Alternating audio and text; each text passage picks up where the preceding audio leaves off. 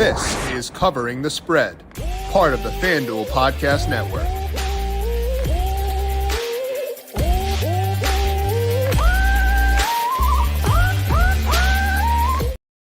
Big tests for college football playoff hopefuls are coming up this week. We have got Miami on the road taking on Cal and also Mizzou at Texas A&M. Could be some pretty tight matchups there. We're going to break down those contests, break down what we're seeing in those specific matchups, and take a look ahead at the best bets across week number 6 by talking to Riley Thomas of FanDuel Research and picking his brain on week 6 across the nation. This is Covering the Spread, a FanDuel Research podcast. My name is JimSannes. I am a managing editor for FanDuel Research, joined here as mentioned by Riley Thomas. Find him on X at _Riley8. Check out his work over at FanDuel Research as well. Riley, happy Wednesday to you. How you doing today? I am doing great. Still riding high after that Kentucky win last weekend, so I'm feeling pretty good. But yeah, I'm ready for this college football slate to start picking up. It's starting to look pretty exciting starting week 7. So yeah, doing good. It's going to be pretty fun. And I know that we were talking last week about how you're kind of down on Kentucky's offense, but that defense, man, holding Georgia to what they did the week before that and then getting the win last week. I hope that kind of makes up for the fact that it may not be the most exciting product on the field. Yeah, for sure. I think their quarterback's been a lot better though the last couple of weeks, and I think that helped a lot against Ole Miss. But yeah, there's a lot of fun guys to watch on defense for sure.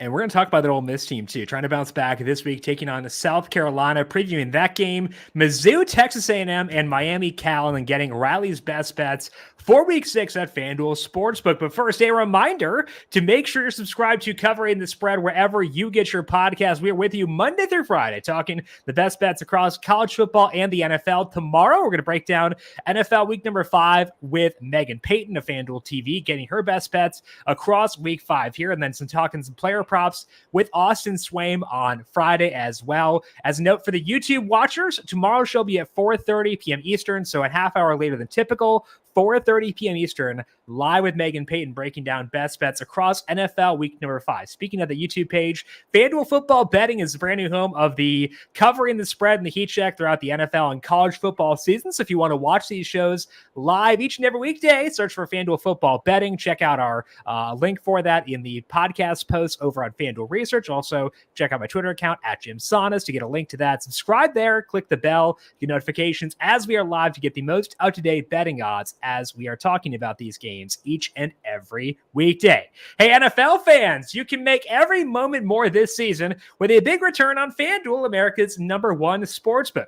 So when you get a hunch in the middle of a game, you can check out the latest stats, view live play-by-play, and so much more on the same page where you place your bets. You'll get started with $200 in bonus bets guaranteed when you place your first $5 bet. Never waste a hunch with FanDuel, an official sportsbook partner of the NFL. Must be 21 plus and present in select states or 18 plus and present in D.C. First online real money wager only. $5 first deposit required. Bonus issued as non-withdrawable bonus bets, which expires 7 days after receipt. Restrictions apply. See terms at sportsbook.fanduel.com. Gambling problem? Call 1-800-GAMBLER. Or visit FanDuel.com/RG. Call 1-888-789-7777 or visit ccpg.org/Chat, Connecticut. Visit MDGamblingHealth.org in Maryland. Hope is here. Visit gamblinghelplinema.org or call 800-327-5050 for 24/7 support in Massachusetts, or call 1-877-8-HOPE-NY or text HOPE-NY in New York. Now, Riley, we'll talk about the Week 6 games here in a second. But first, I want to take a look at the college football playoff odds over at FanDuel Sportsbook. You can bet on the team to make the playoff. You can also bet yes, no on each team that could be relevant here. When you look at those odds right now, Riley, any teams you want to buy or fade as we get set for week number 6? Yeah, I actually have a couple of buys here. So in the ACC, everybody's on Miami right now. And I know we've all been burnt by them too much recently, but I'm kind of back in on Clemson. Hard to, I know it's hard to buy that after the way they looked week 1 against Georgia, but I think the odds there, obviously you're getting a much more there versus Miami, I think is at about -200 to make it, and with good reason. But So the biggest thing with Clemson in week 1 was the offense. And since then, they're putting up over 50 points a game. I think some things have changed there as well that's making them a lot more dangerous. Of course, they have Phil Muff in the backfield. That's great. But Cade Klubnik's actually starting to look like, frankly, he should. I mean, he was a 5-star recruit and everything. He's been playing really well. And then just back to the whole theme with true freshman players, they also have a true freshman wide receiver in Bryant Westco that's averaging 34 yards a catch right now.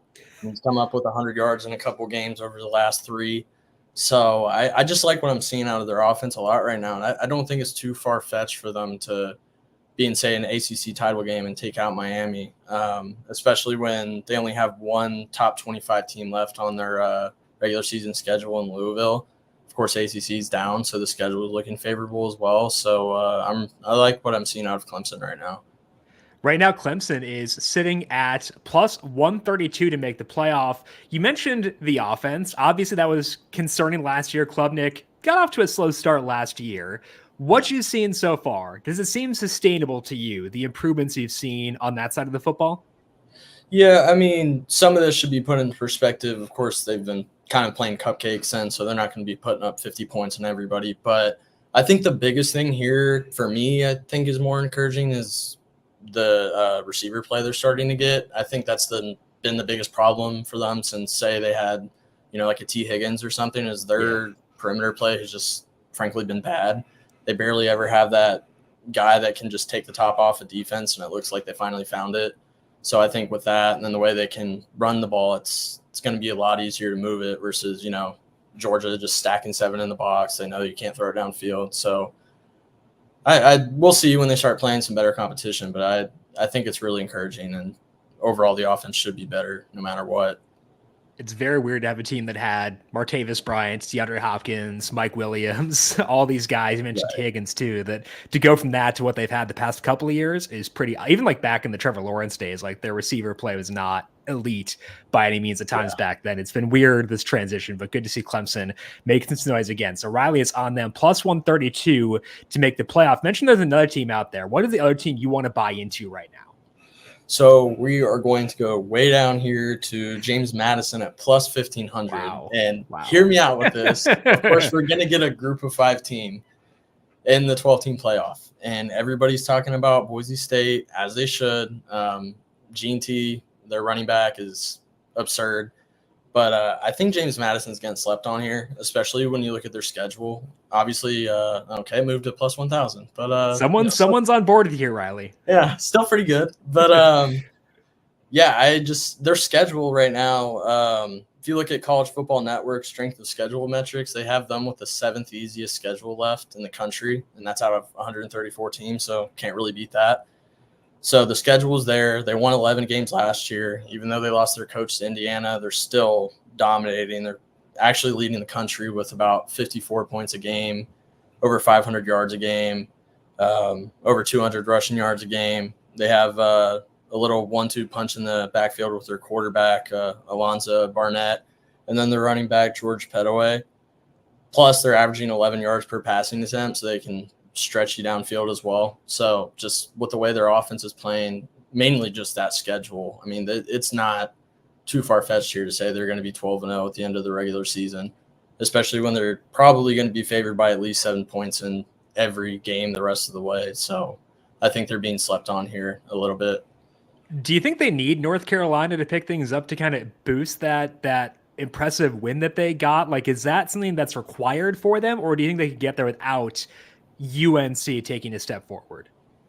It certainly would be helpful, especially when you're talking about how weak their schedule is. So they don't really have a lot of impressive wins there if they, finish 12-0, especially when you have Boise State. I mean, their schedule isn't great compared to, of course, like the Power 4 teams or whatever, but Mountain West is still a lot better than what James Madison's in. But I mean, like you look at UNLV, that's another team that's kind of getting tossed around, and they beat Kansas, but Kansas hasn't really been good either. Obviously, Boise State was able to hang on to that Oregon game. I think we wouldn't even be having this conversation right now. But you look at the other 2 teams, I don't really think anyone's going to have that one win that's, say, way better than the others. Yeah, All right, so we're liking JMU 10-1 and Clemson plus 132 as Riley's two best bets to make the college football playoff as of right now.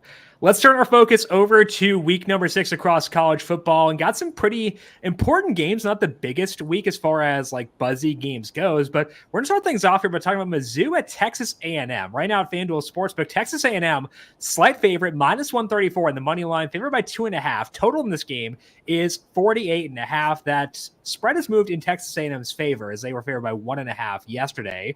Mizzou really impressed last year. Yeah, I think that kind of got them on the map, and that's why they're a top 10 team. 4-0 start this year, but obviously barely squeaked by Vandy last week. So can Mizzou pull off the slight upset to remain undefeated, or does A&M get the win at home here?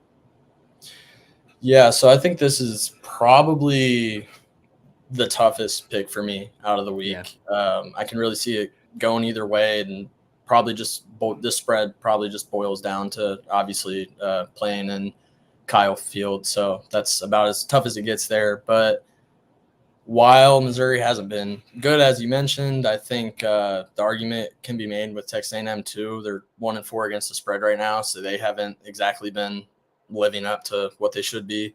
And I'm not really buying in on their defense yet. Their run defense has looked pretty good, but teams aren't really running the ball that much against them. And Missouri, I think they're over about 40 rushing attempts a game right now. So I think that's really going to get tested, and I wouldn't be surprised if A&M's run defense doesn't look too good. And the biggest thing for me here is Texas A&M's passing defense. While Missouri obviously didn't look too good the last 2 weeks, Boston College, they beat by only 6. Obviously the double OT last week versus Vanderbilt. Their quarterback, Brady Cook, actually put up the 2 best passing grades of the year from Pro Football Focus in both of those games. So he's kind of rounding into form. Luther Burton was very quiet the first couple games. Now he's starting to ramp it up, almost 200 receiving yards and 3 touchdowns in his last 2. Obviously Theo Weiss on the other side, another wideout that's super talented and can stretch the field.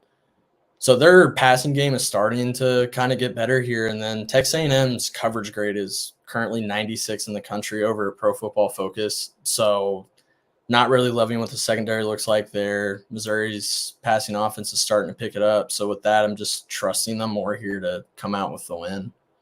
Right now, FanDuel Sportsbook, the money line for Mizzou plus 112. You mentioned the slow start for Burton. I mean, part of that was their first game wasn't super competitive, but then 3 for 15 against Buffalo, 117 against Boston College, 76 against Vandy. We kind of bet on talent, right? It's just kind of betting on regression for him, kind of playing up to what we know he can be as a player, right? Yeah, he's just too good. He's too good to be doing what he was doing. Like you said, I mean, some of that was, I think Murray State, they beat by like 55-0 or something. Right. So he's not going to be playing long in that one. But yeah, he's just too good not to be. And I think the thing that helps a lot, obviously, too, is you have Theo Weiss on the other side. He's really good in his own right, too. So you can't really just go all in on one guy. Sure. That definitely does help. All right, so Riley is liking Mizzou on the money line, plus 112. Pretty tight one there. So it sounds like more of a lean than a firm ride with Mizzou in that one. Another game that's worth discussing here is Ole Miss taking on South Carolina right now at FanDuel Sportsbook. Ole Miss favored by 9.5. Total is 53.5. And Ole Miss still has some hope of the college football playoff despite your Kentucky Wildcats knocking them off last week. Can Ole Miss bounce back here and cover, or do you think that South Carolina keeps it close at home? Ultimately, I think Ole Miss here is going to squeak out with a win, but I don't like the cover. I think this is a little high, and the biggest problem for me here is the way Ole Miss's pass protection was last week, and now Kentucky, obviously, really good defensive line. Deion Walker looks like a first-rounder for sure, defensive tackle there. But this isn't really a great matchup for them when you talk about pass protection because South Carolina is holding the 3rd best pass rush grade in the country right now over at Pro Football Focus. They have, once again, true freshman. I don't know what's in the water this year, but Dylan Stewart, an edge rusher, he's been just – the 2.5 sacks doesn't really tell the whole story with him, but, I mean, you put South Carolina on for, I don't know, 10 snaps, you're going to see the talent he has. He's so fast. his bend is just insane. So you got an edge rusher there, super talented. They have a defensive tackle in JimSannes that's getting some NFL draft hype. So they're playing another great defensive front here, and they just could not protect Jackson Dart last week, and I think they might have the same issues this week. So that alone kind of makes me nervous about that cover. But ultimately, I think they'll get the win just because their run defense has been really good so far, even against Kentucky. How Kentucky came out with a win when they average only 2 yards a carry, and that's a team that loves the run ball, I don't know. But yeah, I mean, South Carolina runs even more than Kentucky does. They're at about 46 rushing attempts a game. So if they're shutting out the run, I just don't see how South Carolina can pull off an upset. But I think the pass rush will keep this close here. As you mentioned, the spread is 9.5 for this game. The plus 9.5 on the South Carolina side is minus 110. Looks like our YouTube audience agrees with you, Riley. All ball saying 9.5 feels like so much for a road SEC game against anyone besides Vanderbilt. So sounds like we're getting consensus here where we like Ole Miss to get the win, just a lot of points in this specific matchup. Obviously, Jackson Dart, pretty talented guy, so don't really want to be too low on him for too long. But like you said, 9.5 just is a pretty big number for this setup. Yeah, totally agree. All right, so let's close out here with our final game, and actually the college game day game for this week. It is Cal taking on Miami, and right now at FanDuel Sportsbook, Miami favored by 10.5 on the road in this one. Total is 54.5. Miami, great, really fun game Friday night against Virginia Tech. Got the win there in fun fashion to remain undefeated. Double-digit road favorites here. How do you see this one playing out as they take on Cal? Yeah, so pretty uneventful week, I'd say, in college football this week. But it's exciting to see Berkeley get their first college game day, so that'll be cool. But obviously, Miami's offense is the talk pretty much around the country with Cam Ward, as it should be. Xavier Restrepo should get his recognition too. But California's defense has been really good so far. They're holding teams about 12.7 points per game. And pretty much anywhere you look, they're up there. Coverage grade is really good. Their run defense is really good with a couple of good linebackers. Their cornerback, Noel Williams, actually has 4 picks already, which is tied for the most in the country. So I think this good-on-good matchup with Miami's offense against California's defense could be fun to watch. But I think Miami's still going to score no matter what. I mean, they're doing it on everybody. Virginia Tech, I think, has a pretty talented cornerback duo, and they still put up, I think it was about 9 passing yards per attempt on them. So just video game numbers all around. I think they'll still find ways to score. So with that, and then I also like California's offense a little bit here to score. I like the over, even though I know 54.5 is a little scary here, but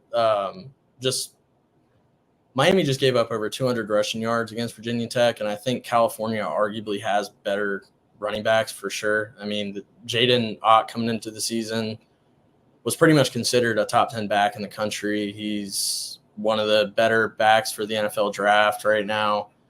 He's coming off of an ankle injury, but he's expected to play. Had about 1,300 rushing yards last year. Also, with his injury, it's kind of given their second back more looks. Javian Thomas, in the one game Ott was out, he had 169 rushing yards, Thomas. So I think their running back tandem there could have a lot of success against Miami's run defense. So with that, and then just the way Miami's offense is playing, I do like the over. And you do expert picks for us every week over at FanDuel Research, Riley. I know you like to bet team totals, individual team totals. And not sure those are posted yet. Those tend to get posted a bit later on in the week. But would you consider looking at Cal's total points? I guess it is posted 21.5. Over is even money. Obviously, it's a key number, 21. So you need to get over that to get this number. Would you give consideration to the Cal team total based on the discussion we're having about the rushing attack for Cal? Yeah, I definitely think it's worth a look, especially when you see the plus odds there. I mean, Virginia Tech's offense isn't the best in the world, and they still came up with over 30 points last week. So I think if you're looking between the two, I think if you're that confident, which I'm pretty confident in their running backs, California's for this game. So obviously that's a better take versus the overall over. But I think obviously just a safer pick to just trust in Miami's offense for just the 54.5 here. But it's definitely intriguing. That was something I was definitely debating. I think I would go with what you said initially too, where you want the overall total, because I want exposure to Cam Ward and with the way he's played. So I think that it makes sense to go that way. But I think consideration of the Cal total points, 21.5 is even money. The total game, the game total over 54.5 minus 108 as well. So if I can get exposure to Cam Ward, I'm not going to say no to that personally. Absolutely. But it should just be a fun overall game. So looking forward to that one. Should be a good way to close things out on Saturday. Opening up the board for you now, Riley. Any other bets you like at FanDuel Sportsbook across week number 6? Yeah, so you mentioned team totals, and I'm actually going with one here. There we go. Actually going against your Northwestern Wildcats. I'm sorry. Man. Come on. It's Indiana. Never mind. I can't get mad at that. That's fair. So I like the over for Indiana's total at 27.5 here. I know that's pretty high, especially when you're on the road. Northwestern they just always seem to make it ugly no matter what, especially when they're home. And just part of that is just they can play defense. Their defense is pretty good. ESPN's SP Plus, which is just a efficiency metric that looks at like your schedule and stuff like that. They have Northwestern with the 21st best defense in the country, so they're defending well. They also just play super slow, so I think that can cause some worry for the over there. But the thing with me that's really selling me on the over for Indiana is playing at actually a pretty slow pace, and they're still managing to put up over 40 points a game. They're getting great quarterback play with Curtis Rourke, actually a transfer from Ohio. And then they have a good 1-2 punch at running back with James Madison transfer, Tyson Lawton, Wake Forest transfer, Justice Ellison as well.